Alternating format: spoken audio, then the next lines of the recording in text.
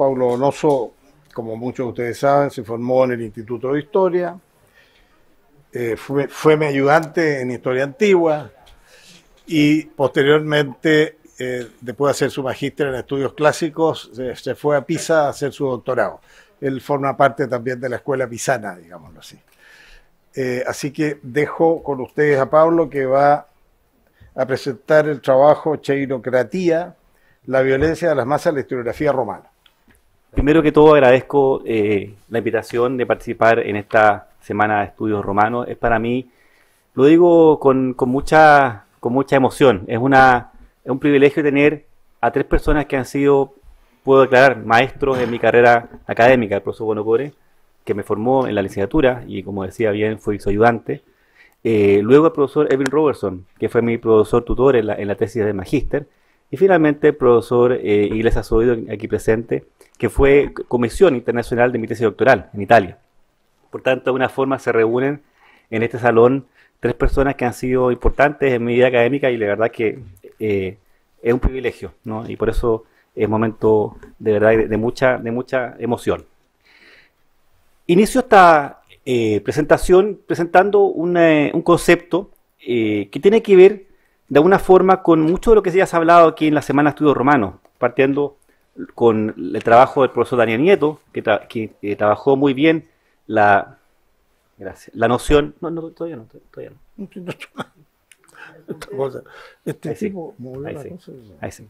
La noción bueno, la guerra civil, la discordia, el aseditio, esta idea de las masas, la populus turba, el pueblo, ¿no?, que funciona en modo bastante agresivo y violento y que se ve muy bien en la obra de Livio. De alguna forma también lo que el profesor Robertson acaba de presentar, la idea de crisis, ¿no?, en la historia, sobre todo en la República. Este trabajo se conecta de alguna forma con estos trabajos ya mencionados, pero desde una visión bastante particular. Cómo los historiadores romanos, pero que escriben en griego, en época romana, presentan un término que va a ser bastante inusual.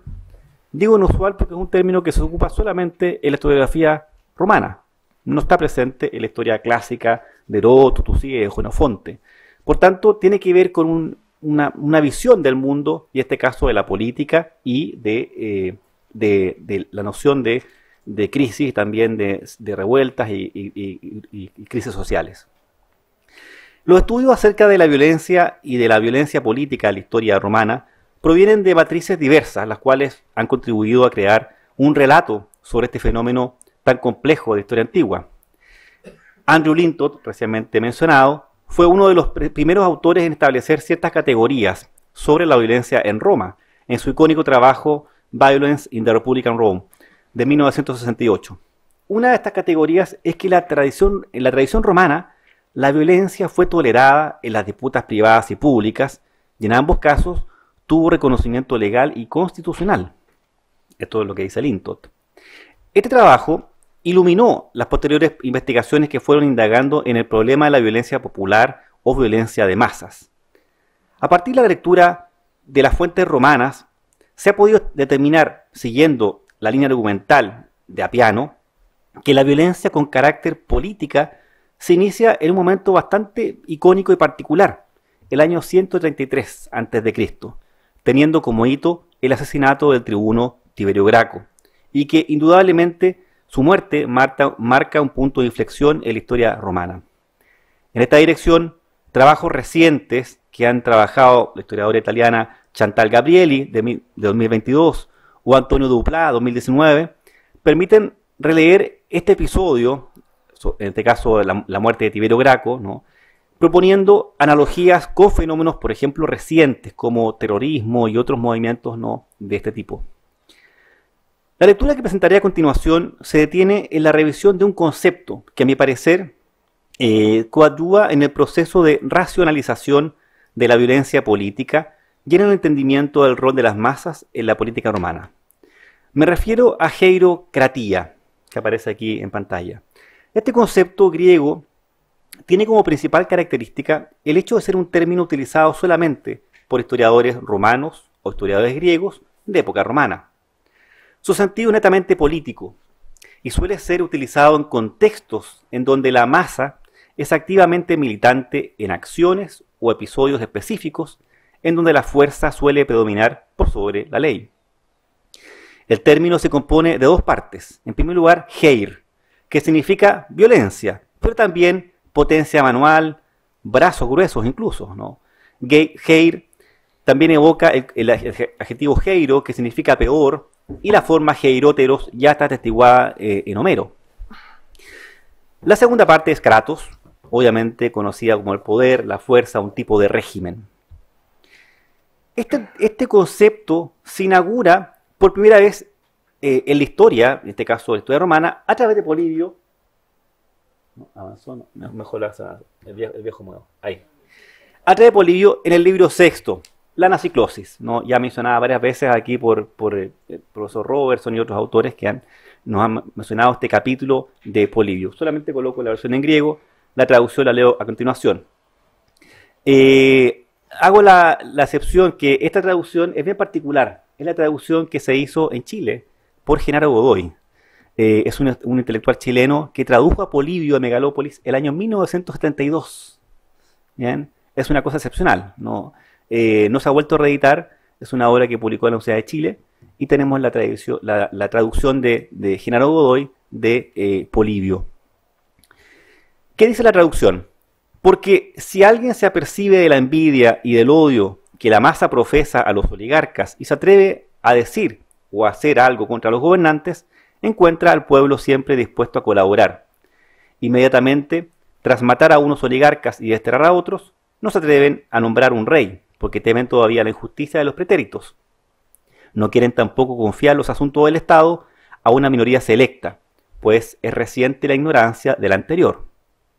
Entonces, se entregan a la única confianza que conservan intacta, la radicada en ellos mismos. Convierte la oligarquía en democracia y es el pueblo quien atiende cuidadosamente los asuntos del Estado. Mientras viven algunos de los que han conocido los excesos oligárquicos, el orden de las cosas resulta satisfactorio y se tienen al máximo aprecio la igualdad y la libertad de expresión.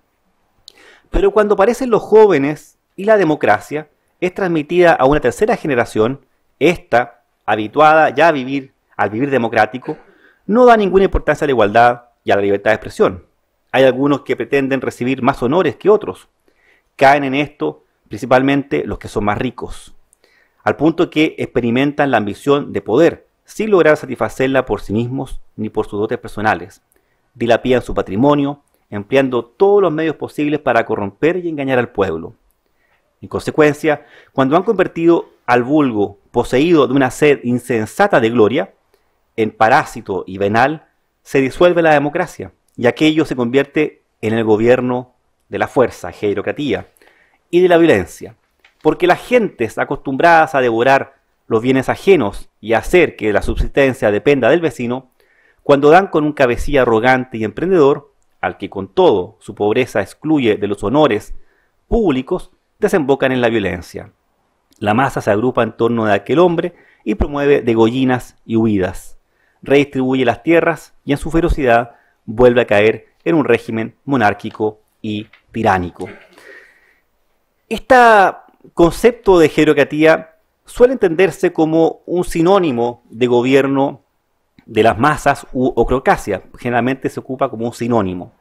Personalmente, creo que Polibio, más que utilizarlo como un sinónimo, piensa en la heirocratía como una forma de control del poder a través de la violencia como un estadio anterior y transitorio hacia la ocrocracia, que es la fase final y desviada de la democracia.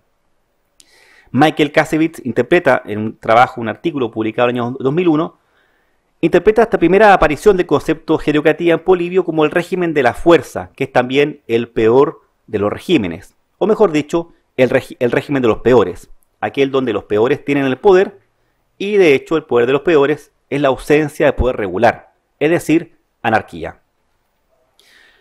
Como una forma de renovar su análisis respecto a las teorías de cambio de regímenes, Polibio decide crear su propio concepto. Si oclocracia remite a los años agónicos de la democracia ateniense, a comienzos del siglo IV a.C., heirocratía, en cambio, propone un significado que se ajusta probablemente al pensamiento político romano. El poder que se obtiene a través de la violencia no especificada en sus métodos, pero entendible para una aristocracia dirigente romana, principalmente lectores de su obra. Resulta interesante, por ejemplo, cómo el autor Craig Champion, en el año 2004, interpreta a Polibio y cree que esta jerocratía remarca ciertos tópicos pertenecientes al lenguaje histórico de la barbarie. Al igual que los bárbaros, las masas populares en Polibio son interperantes, irracionales, impulsivas y violentas. Este lenguaje cobra mayor intensidad y dramatismo cuando estos actos de salvajismo no son cometidos por un otro incivilizado, sino el pueblo que forma parte de la comunidad. En este episodio, obviamente, se advierte probablemente un guiño a la obra de Tucídides y la icónica descripción de la estasis de Córcira, en donde un puñado de personas se deshumanizan, sometidos bajo el estado de violencia incontrolable. ¿Puede pasar la otra vez? Sí. Ahí sí. Recientemente, en el libro Polibio de Roma, la alba de un imperio 2022, ¿no? Editado por Filippo Battistoni de la Universidad de Pisa, la autora Marie-Rose Guelfucci analiza la anaciclosis poliviana como un modelo mental. Bajo esta lógica entiende jerocratía como la última y peor fase del desaprendizaje de la comunidad.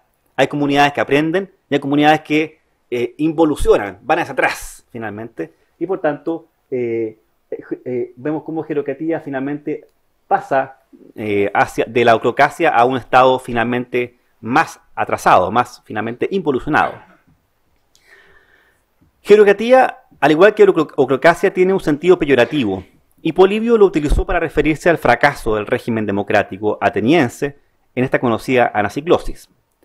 Andrew Linton también entiende esta jerocratía a ojos de Polibio como una forma de democracia brutalizada, ¿no? En el contexto del ciclo de constituciones que tendían siempre a la derrota debido a esta naturaleza errática de los ciudadanos. La otra, por favor, don Raúl. Gracias. Pasamos al siglo I a.C. Terminada la descripción, ¿no?, de la obra de Polibio, que obviamente se centra en la guerra púnica y la conquista de Grecia. En el siglo I cambia el paradigma, el derrotero de la historiografía, y nos encontramos con Diodoro de Sicilia, ¿no?, en el libro 36, en el capítulo 6. Esta es una versión que fue citada por Focio. Recordemos que no toda la obra de Diodoro está completa, por tanto hay que buscar en otras obras para entender, ¿no?, la continuidad del texto. Y en el siglo I, Diodoro nos va a decir lo siguiente: toda Sicilia estaba presa del desorden y de una ilíada de calamidades, porque no solo los esclavos, sino también los hombres libres, reducidos a la miseria, se entregaban al robo y vivían como forajidos, asesinando sin escrúpulos a los esclavos y libres que encontraban para que nadie denunciara su locura. También todos los habitantes de las ciudades consideraban que los bienes que tenían en el recinto eran todavía solo suyos, y que los que tenían fuera de los muros eran de otros, y estaban a merced de las violencias que desafiaban la ley, y muchas otras empresas audaces fueron realizadas en Sicilia por muchas personas. La primera modificación que se advierte en el texto es que la palabra jerocratía aparece en una composición, un cambio que es jerocracia, ¿no?, cambia la ti por la sigma, que podría deberse a la transmisión bizantina que recibió Focio. Eso evidentemente no cambia el significado. Diodoro, retomando el sentido peyorativo de jerocratía, despierta el concepto 2 siglos después para describir uno de los peores miedos del Estado romano, a saber, la revuelta de esclavos. El sur de Italia es el escenario de las peores batallas entre legiones y grupos de esclavos y forajidos, según la táctica de la guerra de guerrillas, que expone a los soldados a formas de combate que no se ajustan a los códigos de la guerra. Y las masas de esclavos que buscaban, obviamente, estas formas de emancipación, la mancipatio, veían en la violencia desenfrenada y sin control una vía posible para su liberación, al margen del Estado de Derecho. En Diodoro también prevalecen categorías en donde la inestabilidad política va de la mano de grupos numerosos de gente sin control. El concepto ha transitado a lo largo de 2 siglos, pero no ha cambiado su significado en un ápice, solamente el contexto.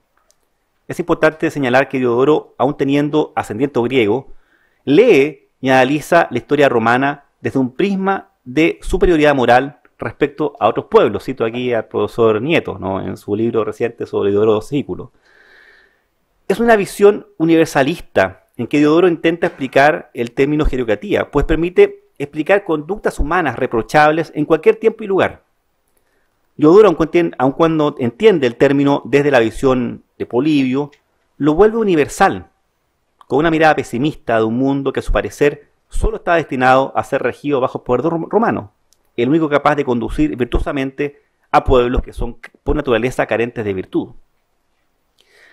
Continuando en este siglo, transitar del siglo I antes al siglo después de Cristo, nos encontramos con Dioniso Halicarnaso, quien en sus antigüedades romanas va a revivir nuevamente esta idea.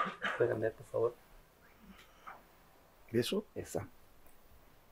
¿Cambió? ¿No? No. Sí, 65, no, 65, esa.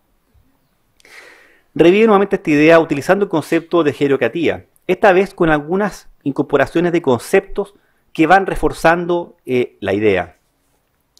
Dice Dioniso Halicarnaso, era un grupo poderoso, se refiere obviamente a la plebe en el Monte Sacro, en el cual la plebe se reúne en el Monte Sacro y hay finalmente un estado de rebelión contra el Estado romano. Era este grupo poderoso y casi todos los patricios jóvenes participaban de esta opinión. Los que deseaban la paz se adherían a la opinión de Menenio y de Valerio, y sobre todo los de edad avanzada, pues tenían en la mente las desgracias que sobrevienen en las ciudades como consecuencia de las guerras civiles. Sin embargo, vencidos por el griterío y el desorden de los jóvenes, mirando con prevención su espíritu de rivalidad y temiendo que la arrogancia con la que trataban a los cónsules llegara a la violencia, si ésta no cedía ante ellos, acabaron recurriendo a las lágrimas y a las súplicas. Aquí Dioniso, para el lector avanzado que lee su texto, hay varios elementos particulares. Desde ya se advierte, ¿no?, como la juventud probablemente es la que trae esta violencia, ¿no? Ya lo decía Polibio antes, hace cargo de esta tradición. En segundo lugar, utiliza de forma más clara el concepto de hierocratía, pues lo asocia directamente a la guerra civil, no a la versión un poco más ambigua que nos mostraba Diodoro de Sicilia, y a las revueltas intestinas de las ciudades, tan recurrentes en las ciudades griegas. Por lo mismo, en Dioniso Halicarnaso, hierocratía debe necesariamente vincularse, por eso he marcado negrita, con los términos de enfilión, acosmía y filotimía. Por tanto, la guerra civil, las guerras intestinas, la ausencia de orden, la anarquía, la acosmía. ¿Bien? Por tanto, en esta dimensión de Dioniso, vemos cómo este concepto se va articulando, se va especificando en un contexto tan sensible como era la lucha patricio-plebeya, a la cual él relata en el libro sexto. Continúo con otro ejemplo, la siguiente, Raúl, gracias. Otro ejemplo, siempre con Dioniso Halicarnaso, la disputa entre Espurio Casio y Cayo Rebuleyo en la campaña contra los volcos, ecuos y hérnicos. También los itálicos aparecen aquí en esta dimensión de revuelta contra Roma y cómo se enfrenta este contexto. Dice Dioniso, el pueblo lo aplaudió, dando a entender que consideraban su sugerencia la mejor y pedía que se aboliera la parte de la ley que motivaba el desacuerdo. Y Casio, entonces, sin saber qué debía hacer, pues no quería retirar su propuesta, ni podía mantenerse en ella si los tribunos se oponían, disolvió la asamblea y a los días siguientes ya no bajó al foro, alegando como pretexto una enfermedad, sino que permaneció en su casa, ocupado en ratificar la ley mediante la violencia y la fuerza, y haciendo venir a todos los latinos y hérnicos que podía para la votación. En ambos ejemplos, Dioniso Halicarnaso realiza un interesante cambio de sentido para el concepto de hierocratía. Si en primer caso era la plebe y la juventud y su desorden, desde donde emana este tipo de violencia, en el segundo caso es Espurio Casio, el cónsul, que busca gobernar con todas las facultades posibles y sin ningún tipo de control ni entidad que fiscalice su imperium. Por lo mismo, en este libro octavo, Dioniso acompaña el término junto a la idea de violencia como método para legislar de manera unipersonal. Por tanto, vía acá hay jerocatía, ¿no? Violencia y jerocatía, como forma de sinónimo, pero que finalmente va reforzando el concepto. Para ir cerrando, la última... Entramos en una figura gravitante que decía al principio, Apiano. En Apiano, de alguna forma, queda por sentado este hito que él refuerza en sus guerras civiles, obra que también se titula en griego Enfilia, ¿no? La guerra fraterna, la guerra de sangre. Y en este momento, Apiano va a justificar y va a decir la violencia comenzó al momento de la llegada de los gracos, ¿no? ¿Hasta qué punto Apiano acusa a los gracos de motivar la violencia o a la oligarquía de finalmente asesinar a Graco? Esta ambigüedad un poco en la obra de Apiano es un poco difícil de advertir. Pero ¿qué nos cuenta en el famoso texto del libro primero de las guerras civiles? De esta forma, Graco, el hijo de aquel Graco que fue 2 veces cónsul, y de Cornelia, la hija de aquel Escipión que abatió la hegemonía cartaginesa, pereció mientras era un tribuno en el Capitolio por causa de un proyecto excelente, pero perseguido de forma violenta.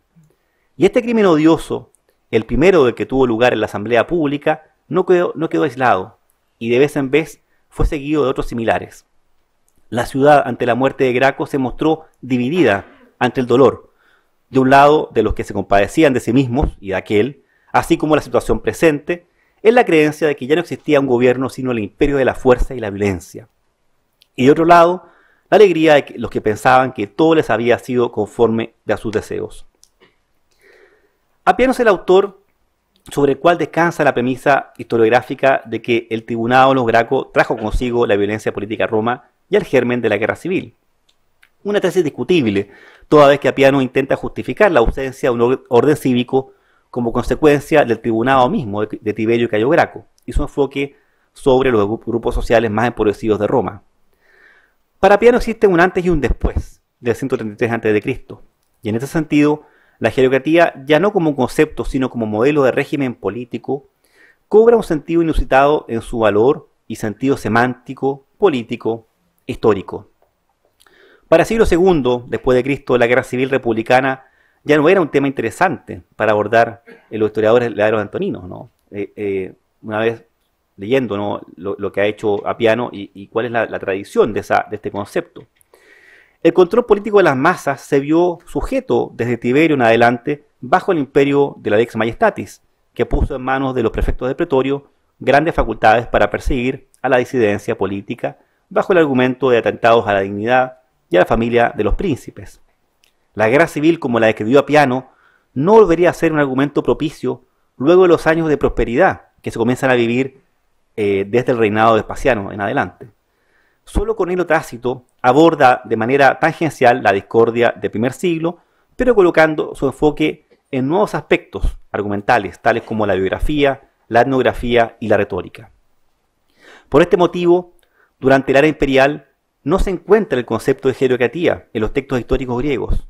El único caso encontrado durante este periodo es la fortuna o la virtud de Alejandro de Plutarco, en donde se advierte la siguiente descripción. Es la última. Gracias. Es una pregunta y dice: ¿muestran las obras de Alejandro el capricho de la fortuna, la violencia de la guerra y el poder de conquistas? ¿O revelan una gran valentía y justicia, gran moderación y suavidad, además de disciplina e inteligencia de alguien que hizo todo esto con razonamiento sobrio y sensato?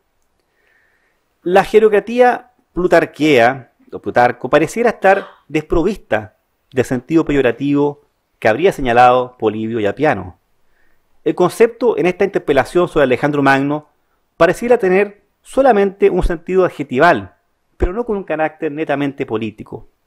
Esta concatenación textual de la tige, kai vías polemiquae, kai jerocratian, en Plutarco, a mi parecer, termina por disminuir y despolitizar el término, dándole un carácter retórico, ampuloso, ornamental, propio del estilo literario de la segunda sofística, a la cual pertenece Plutarco.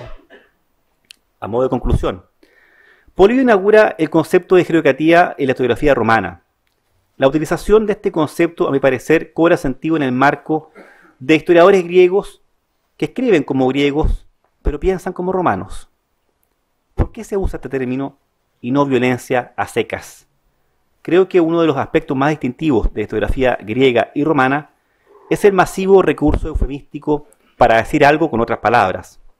¿A qué o a quiénes les hablan estos historiadores cuando utilizan un término que evoca salvajismo, violencia orientada a un gobierno de masas capaces de poner en jaque el statu quo del Estado romano?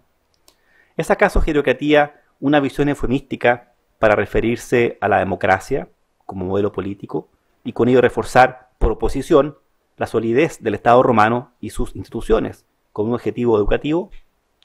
Solo sabemos que el concepto se usa para entender la historia romana, no la historia griega. Este asunto deja más preguntas que respuestas y en esta dirección creo haber señalado al menos un camino de interpretación. Muchas gracias.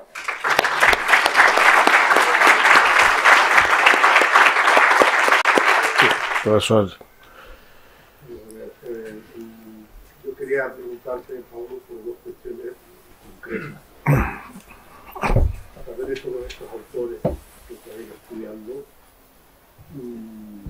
se habla así de la violencia de las masas, es una constante, sobre todo al final de la República.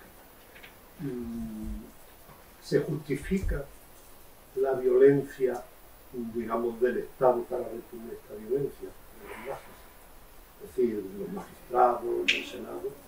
En segundo lugar, ¿no hay un poco, digamos, en estos estallidos de violencia la falta, digamos, de unos recursos policiales que roban de forma regular, una política policial? En fin, cuando estallaban esta violencia de las masas, sobre todo en el caso de las elecciones, los magistrados, ¿qué instrumentos podían utilizar para disuadir, para castigar la violencia del Estado frente a la violencia de la masa e instrumentos policiales para reprimir, digamos, estas actitudes violentas que no solamente estallaban en las elecciones, o sobre todo, digamos, se nos trata con mucha frecuencia en las elecciones de la República, pero también sabemos que es una constante por demanda política, por cuestiones en las asambleas judiciales, que siempre está presente en las asambleas romanas esa violencia estalla,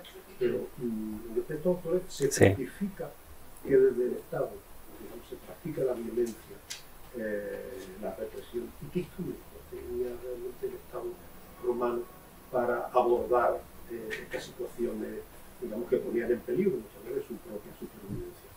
¿Qué nos dicen? Muchas gracias, profesor. A ver, lo primero, para ver los instrumentos y para ver cómo el Estado reacciona a estas explosiones de violencia, primero hay que ver quién es el que está finalmente enfrentando a la legión romana o al cónsul, si son hombres libres o esclavos. Y creo que también ahí hay una diferencia, cómo actúa finalmente el Estado romano. Ante los esclavos y ante forajidos, probablemente que no tenían ningún tipo de conexión con el Estado, probablemente operaba la fuerza bruta y no había explicación. Eso ocurre obviamente con la gran cantidad de revueltas de esclavos que se producen hacia el siglo I antes de Cristo, ¿no? Sobre todo en Sur Italia. Y Apiano, que es el que se refiere a esta revuelta de esclavos y cómo el Estado opera, más bien nos cuenta que el cónsul tiene a su mando ciertas tropas que pueden obviamente perseguir y castigar. Pero no se habla de leyes específicas, ¿no? ¿Por qué? Porque cuando se trata de hombres libres, de ciudadanos, evidentemente el Estado no puede reaccionar de la misma forma que como cuando opera con esclavos.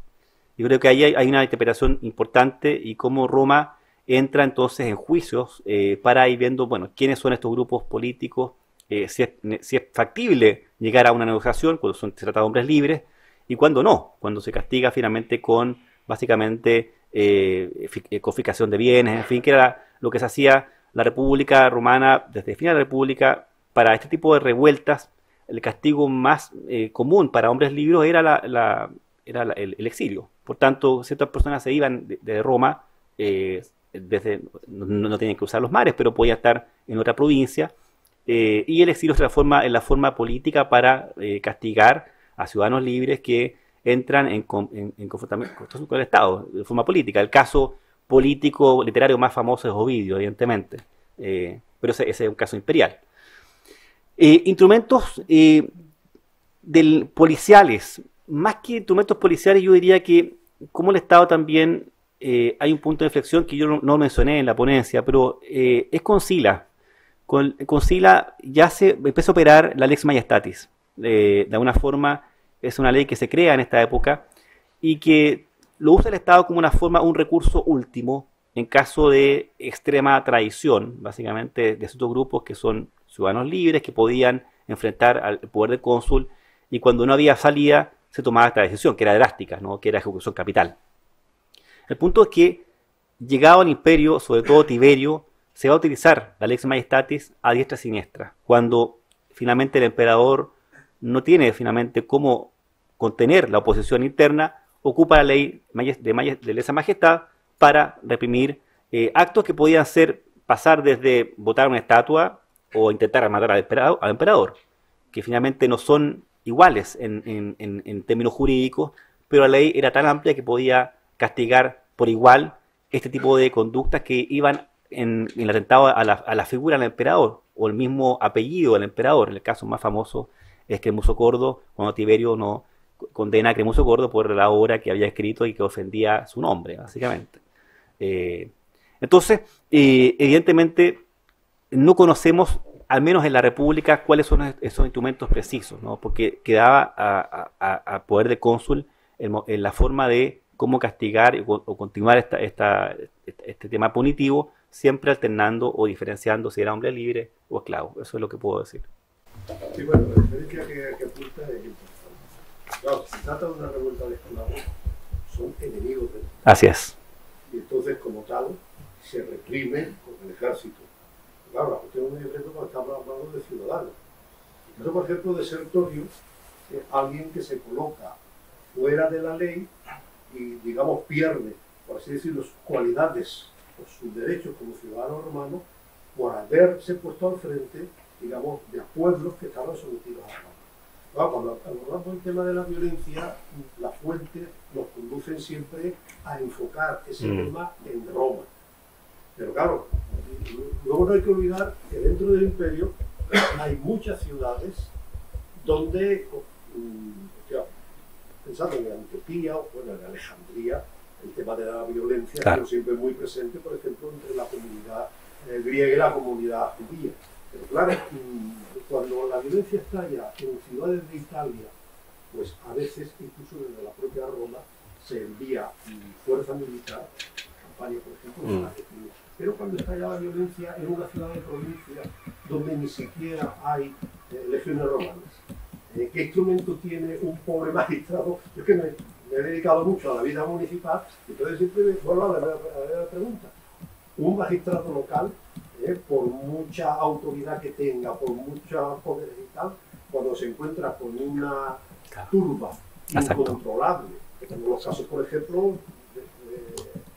en algunas ciudades con el tema de los cristianos, sí, ¿no? En un momento determinado se ve una situación de tensión, se necesita, pero yo creo que en ese sentido las autoridades locales, frente a la violencia que podía crear en cualquier ciudad del imperio, se encontraban realmente inermes, no tenían ningún instrumento represivo. He leído Nippel en el libro que tiene sobre el tema sí, de la fuerza, vamos, de los instrumentos de poder y las fuerzas que se podían movilizar. Dice que el magistrado municipal podía utilizar para reprimir la violencia a sus lictores. Pero los lictores del magistrado local eran 4 con perdón gatos, así decirlo, ¿no? Era una cosa montada. Entonces, con eso, por ejemplo, ¿cómo podías controlar pues, lo que acaeció en el 62 en Pompeya? Claro. La riña entre pompeyanos y mucerinos estalla en el anfiteatro. A ver cómo resuelve eso. Y cómo esta violencia, de todas maneras, podía decir, bueno, que apelo a Roma y me manda. Pero siempre he visto ahí, digamos, es una acción de documentación. Sí. Bien, porque hay muy pocos casos que hablen y sobre todo están centrados en la parte oriental del imperio de que los magistrados de una ciudad pudieran tener algún tipo de fuerza policial para controlar estos casos. La verdad es que cuando enfocamos el tema de la violencia a través de todos los autores, estamos pensando en la violencia que está allá en la capital. En la capital, en la urbe. Que tiene mucho que ver simplemente por la enorme concentración demográfica que hay. Pero Roma es un estado lleno de provincias y lleno de ciudades, y evidentemente para las autoridades municipales siempre tuvo que ser un problema controlar estos estallidos de violencia por la razón que Sí. Muchas gracias, profesor. Sí, perdón. Laura. Muchas gracias por tu ponencia. Tengo una pregunta, però puedo hacerla in Italiano, sì, prego. Sì.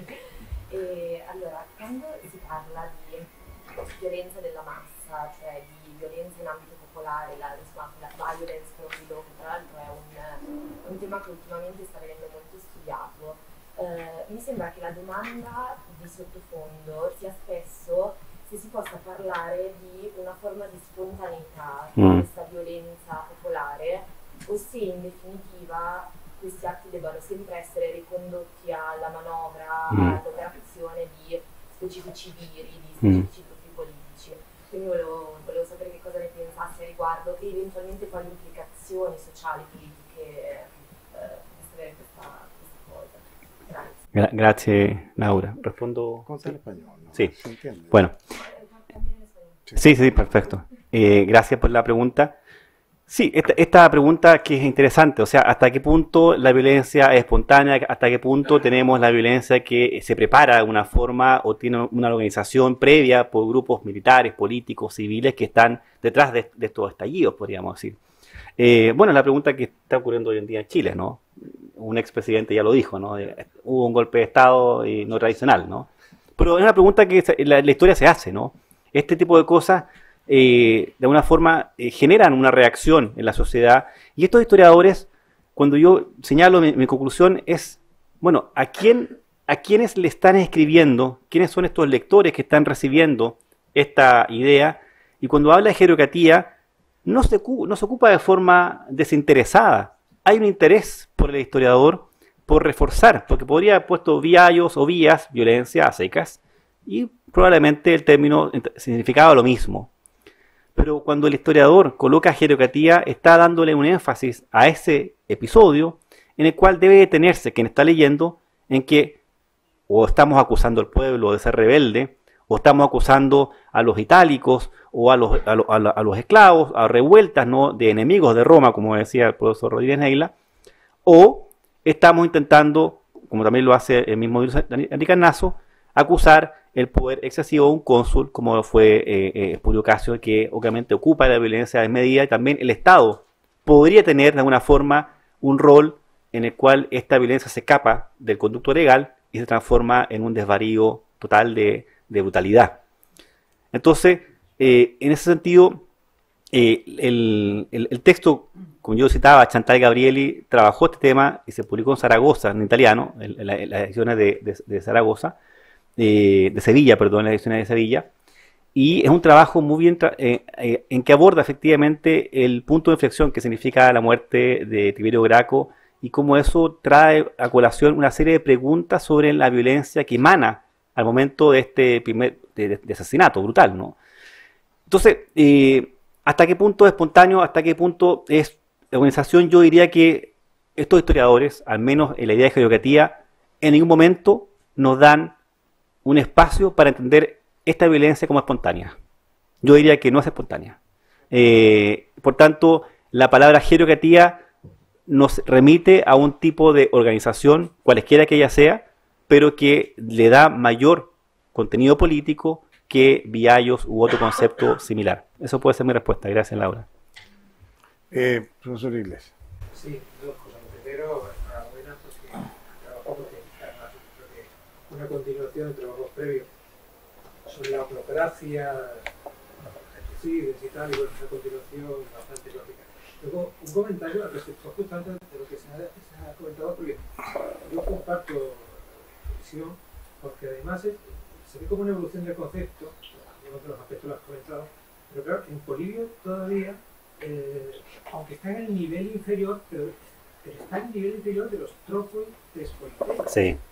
Sin embargo, en el texto de Apiano dice que no es politeia, que está fuera de la politeia. Yo creo que eso sería el elemento distintivo. Claro, sí. En esa luz.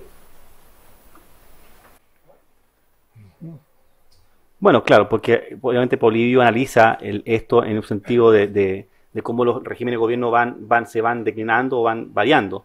La visión de Apiano no, completamente distinta. Entonces, solamente busca la violencia, sí.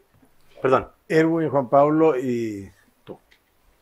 Sí, ¿no será que este concepto tiene sentido en un contexto romano, como tú señalaste, también un contexto en que la democracia parecía posible en Roma, o que la tentación democrática podía entusiasmar a los romanos? Entonces ahí tenía sentido. Sí. Por eso, como te dicen los autores posteriores, dejan de usarlo porque no tenía sentido. Sí, bueno, lo manifesté como una opción en las conclusiones, como una pregunta. ¿Es posible que haya sido un eufemismo para referirse a la tentación democrática que tuvo Tiberio Graco, evidentemente? Porque ese era, claro. Como demagogia, que solo Claro. tiene contexto, Claro. solo tiene sentido en contexto democrático. Claro. Oye, otra cosa que quería decir respecto a lo que se marcaba aquí, que en la Buena República no había ejército permanente ni policía, entonces los tumultos populares, bueno, alguien lo dijo también, ¿no? Pero los cónsules tenían muchas veces que salir arrancando, les rompían las fases, y los famosos dictadores de la reyerta entre Patricio y Plebeo, ¿qué hacían los nombrados dictadores? ¿Qué hacían para calmar al pueblo? Bueno, los reclutaban y salían a hacer una campaña en el exterior. No podían usar la fuerza militar de ciudadanos Sí. contra los ciudadanos. Entonces, la primera fuerza militar organizada que se usa es contra Cayo Graco. Eso nuevamente nos lleva Claro. Al problema en cuestión. Perfecto, gracias, profesor. Juan Pablo. Muchas gracias, profesor. Solo un comentario que quizás sea interesante. Mencionaste la invención boliviana del concepto. No puedo evitar pensar en Michel Dubuisson, que trabaja el latín de Polibio y tipo que trabaja la lengua y el estilo de Polibio. Sí. Y agrego un poco a Pérez, y yo soy más de la teoría que esto viene de Platón, libro octavo de Platón. Realmente la tiranía como esa inversión de que en vez de un cirujano que extrae lo bueno, deja lo malo y saca lo bueno. Y Polibio ocupa regularmente a Platón en muchas ocasiones, siempre un poco reconvirtiendo algunos conceptos. De hecho, cuando habla Filipo V, dice, él no es el león, es el lobo, porque destruye y se come el rebaño que es su pueblo. Claro, de hecho, Polibio, cuando habla, comienza su obra, dice: yo he tomado de Platón lo más importante, se inspira, lo dice, pero creo que Platón explica de forma muy extraña el ciclo de gobierno, y quiero hacerlo de otra forma para el lector romano. Por tanto, lo simplifica probablemente, encontrará que Platón era hemocríptico, y obviamente en ese cambio tiene sentido el uso de otros términos, probablemente. Él ocupa donde dice: el tirano saca lo peor del cuerpo, dice Geiristón, una palabra muy parecida. Sí. De hecho, uno habla del plan, la planificación boliviana de la providencia en relación al logos, ocupa también Geirismos. Entonces aquí hay varias cosas que se van empalmando. Sí. Y yo tiraría para la polémica, quizá todas estas reutilizaciones son platónicas. Bueno, interesante, hay que indagar más ahí, una buena tarea. Hay que ver si son las mismas etimologías, ¿no? Sí. La mano y el superlativo de mano. Sí, claro. Tú, por favor. Sí, Agustín. Acá como un regalón me parece que me ocurrió la misma pregunta. Estábamos conversando y bueno, queríamos preguntarle si Mira la botellita de agua. Enchanté. puede tener alguna relación con el concepto de estatus, entendiendo que, bueno, igual Polibio fue el primero señaló que usó este concepto y su origen era griego. ¿Hay una relación entre el concepto de bibliografía y estasis? Es una buena pregunta. Bueno, la estasis la trabajé en mi proyecto de investigación hace 3 años atrás, pero sí, es una idea diversa, porque evidentemente la estasis habla de la guerra civil griega, y de alguna forma los códigos de la guerra civil ateniense, en fin, de las ciudades griegas, era muy distinto a lo que hablamos de un estado unificado como Roma. Las guerras civiles buscaban desarmar los estados internos y entrar en colaboración con otros estados, básicamente. Roma no tiene capacidad de acción para tener guerras civiles que desarmen el estado romano. ¿Bien? No llegaban a eso. La estasis sí podía hacerlo. Podía desarmar el estado griego. Por tanto, no es paragonable, creo yo. El concepto de estasis pueden reflejar el estado de convulsión interna, pero no son equiparables. Sí. ¿Alguna otra pregunta, comentario?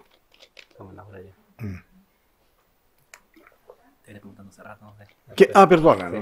Sí, dale. No, lo que pasa es que igual, en el fondo, cuando hablamos de estas coincidencias extrañas, es más fácil construir un enemigo, ¿no? O sea, siempre como mantener a gente peleando entre sí. Alguien podría manejar. Tuviese conciencia extraña, pero sabemos que como lo planteó.